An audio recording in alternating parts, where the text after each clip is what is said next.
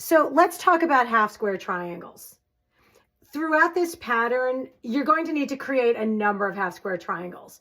And often the technique is talking about drawing a line from corner to corner on the wrong side of a fabric and then sewing on each side of the line. So let me talk about what that is.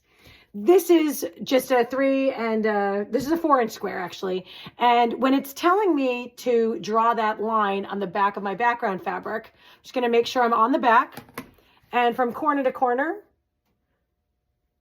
should be okay that I'm a lefty. If you're ready, just turn the video over. And you're just gonna draw that line right down corner to corner, okay? And then what you're gonna do is take that and layer it with your other fabric. So we have our accent fabric, and I'm gonna layer this right sides together.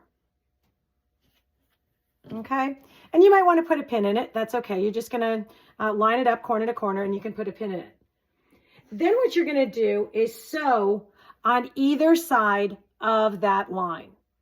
So you can see I've done 1/4 inch to the left, I flipped it around, I did 1/4 inch on the other side, and then you're gonna cut it apart. So you can cut it apart right on that line that you drew, just by putting your ruler over that and using your rotary cutter. Again, sorry, I'm a lefty.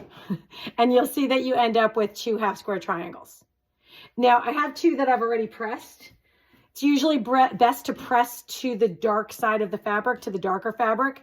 And you always want to press from the top of the fabric.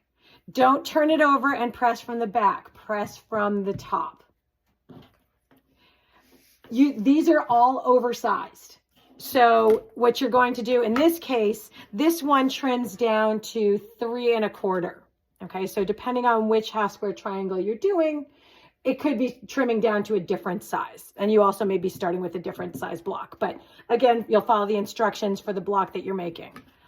To trim down your half square triangle, if you use a square ruler, you have a diagonal here. That's a 45-degree angle that you can line up right on that sew line here. And again, I'm trimming this to 3 1/4. So I've got plenty to cut off here. Okay, again, I apologize that I'm a lefty, but I think everybody knows this part. You're just gonna line this up, whether if you're a righty, you'd be lining it up this way. Okay, and you'd be lining it up here, and then you would be cutting that way and that way. But again, because I'm a lefty, I'm just gonna do this really quickly. We're gonna trim this down